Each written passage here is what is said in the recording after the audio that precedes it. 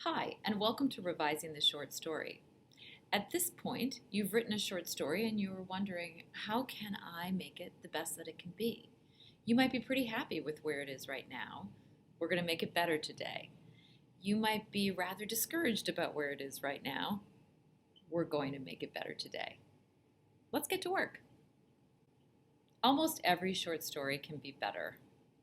Your story probably isn't quite yet that Hemingway-esque jewel of a beautiful story, and you should spend a little time on it.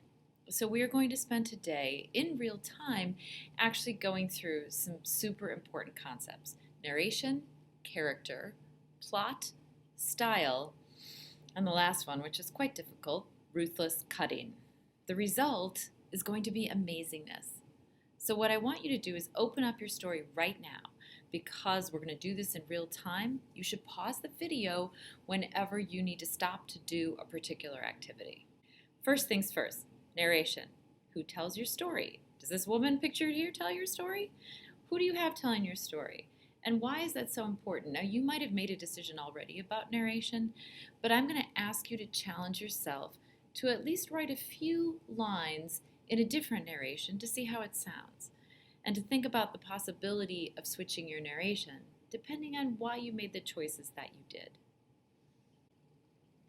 First person is super interesting. Listen to this example. I knew about the wild plums twice before I tasted any. This is the gorgeous opening line from Gray Stonecoat's Wild Plums.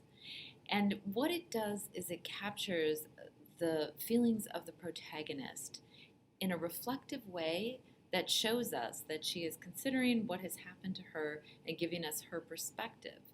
First person can be really fun to use. It has this great immediacy.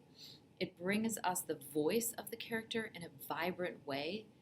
It also is a look inward so that we can see the motivations of our protagonist. You can connect to the reader through first person because you feel you hear this voice coming at you. And of course, the tone reflects the narrator, who is often the protagonist, and we get that important perspective. We can't always trust the first person narrator, but that's a fun thing that you can do with first person if you choose to do so. Let's look at second person for a minute. This is a super unusual point of view, but it can be very useful, particularly in short stories. Lori Moore in You're Ugly Too writes, "You had to get out of there occasionally, those Illinois towns with funny names, Paris, Oblong, Normal." Why use it? Well, the thing about second person is you're using the word you, and you bring the reader right into the text. Sometimes it almost is an instruction manual. First you do this, then you do this, then you do that. It's unusual, but the casual tone can be very useful. Again, not a thing we normally use, but a kind of point of view that can serve you very well if you want to reach right out of the page and grab that reader. The most common form of narration in fiction is third person. Here is Cheever in The Country Husband. To begin at the beginning, the airplane from Minneapolis, in which Francis Weed was traveling east, ran into heavy weather. So the deal about third person is that it gives us so much narrative control. In a wider omniscience, we can see into every character's thoughts, which can be quite useful. It gives you this narrative control, and you can develop a narrator that has a very interesting distance. This is what I want you to do right now. I want you to stop the video, and I want you to rewrite the first paragraph of your story in a different person. If you used first, try second or third, and so on. Give it a shot, do it right now, and get back to me when you're done. Let's move on to talking about character. Every character in your story, every character should want something. Even as Kurt Vonnegut says, a glass of water. We are going to be quoting Vonnegut quite a bit in this particular video because he has so many great insights to offer us. I want you to, right now, in your Google Doc, let us know what every single one of your characters wants. If you only have one character, this shouldn't be too challenging. Moving on in our discussion of character, Vonnegut points out that we need someone to root for. So if you've gotten us into that person's brain through first person, or you have shown us their thoughts in a really great use of third person, but we don't care about that person, then we've got a problem. Is there a character we care about that we're rooting for? In your story right now, I want you to stop and write a sentence that tells us who we're rooting for and why. Here's a last note about character, and this might be a challenging one. Some of you have already done this, I'm sure. Vonnegut's advice is to be a sadist and make something bad happen to your character. We want to see what your character does. We're rooting for this character. What does your character do when something bad happens? If something bad doesn't happen, we don't find out the quality of the character. It is really in times of trouble that we find out what people are made of, and that is also true in short stories. Now let's move on to talk about plot. Kurt Vonnegut says that you should start as close to the end as possible. Do you have a lot of extra stuff in your story? Do you begin with a long introduction that doesn't take us where we need to go? Start as close to that end as you possibly can. Think back through your story, trace it, and make sure you are doing just that. Also, in a short story, you shouldn't have that many scenes. One might be enough. In flash fiction, you really shouldn't have more than 2 unless it's a fable. You don't have to wrap it up. We don't need a lengthy denouement on this particular story. Okay, here's the deal. You should not have many scenes in a short story, so I want you to write them down right now. I want you to put down what are your scenes. If it's one scene, put down number 1. Ice cream parlor. Girl decides to try pistachio. Finds out she's allergic to nuts. Chaos ensues. You don't need to write more than that. You can see that it's all taking place in one scene. If you are into 3 or 4 scenes in your short story, think close and hard about whether you need every single one. All right, let's move on to style. I want you to now run your story through the website analyzemywriting.com. This is a fantastic website.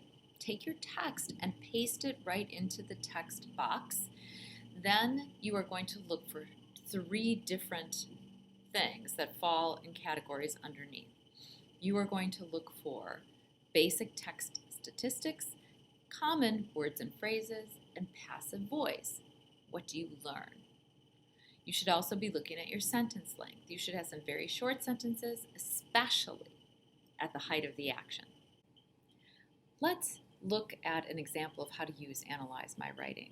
I have taken the text of Toni Morrison's short story Sweetness and I have pasted it into the box here below.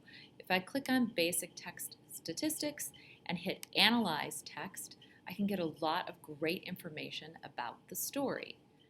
As you scroll through it, you will see punctuation information. It's kind of fascinating. She uses a lot of dashes, how many commas she uses, etc. This is where it gets interesting.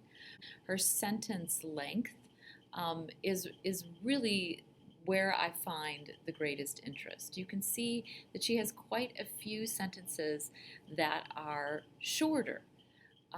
And that's really interesting. If you scroll over it, you can see how many have 5 words, 4 words, 3 words. She has one sentence on this end that has 50 words, but she doesn't go over that. Her narrator speaks in a very crisp, clear way with shorter words and shorter sentences. That's a choice she made about the way she wanted her narrator to sound. Now, if I go back up to the top and I click on Common Words and Phrases and Analyze Text, I suddenly get new information. The word I occurs 113 times. Makes sense. First person. You can see that the words that occur the most are pretty basic and not a huge surprise as you scroll through it. I do love looking at word count in a cloud, because I think it gives us this great visual. You can get a good idea what her story is about just by looking at this word cloud. See if you can do the same with your own. Then you can also see the number of occurrences of words. Words that are pairs. Lula Ann makes sense. It's a name, right? That occurs quite often. But also other words that appear often in pairs. You might want to switch some of these up if you're doing it too often. Pay attention to it. She doesn't really have too many that are too similar, and some of them are going to reflect the voice of her narrator, which is also really good to see. Then we have the triples. Even more interesting in a way, what are the phrases you're using more and more often? Take a look at those and see if you're using something too often and what you might be able to do about that. The last thing that I want you to check with your particular story is passive voice. And so if you hit Analyze Text, it's going to tell you how many times you might potentially have passive voice sentences. Now, this is of course an interesting exercise because you might want passive voice sentences because it's the way you want your narrator to sound. But you should be aware of the fact that you're doing it. And you will find this to also be very, very useful. The next thing I'd love you to do is check for your adverbs. I want you to go to this site called inkforall.com that has an adverb checker. An adverb checker is going to take your text and do exactly what it claims to do, which is look for adverbs. You want to eliminate adverbs from your writing whenever possible because frankly, you don't need about half of the ones you use. Don't start a sentence with suddenly. Don't tell me someone walked sullenly. Tell me that they trudged. Get to the point. Use strong adverbs and you won't suffer. I'm going to put the opening of Ernest Hemingway's story, Big Two-Hearted River, into the adverb checker box. I'm going to discover something that isn't going to be a surprise to me at all, which is Hemingway doesn't use very many adverbs. He was ruthless with them, as you should be. So I want you to go into your document. I want you to mark every single one of your adverbs that you see highlighted in pink on the adverb checker, and I want you to eliminate the ones that you can. At least I want you to interrogate every single one. Do I need this? That's the question you should be asking. Here's the last bit about style. You need to have some figurative language in your story. You should have at least one metaphor or one simile. You should consider having a symbol. Think about personification, alliteration, and the musicality of your language. Remember how some words have a different kind of effect on us depending on if they end with a hard consonant or a softer consonant. Play with words a little bit.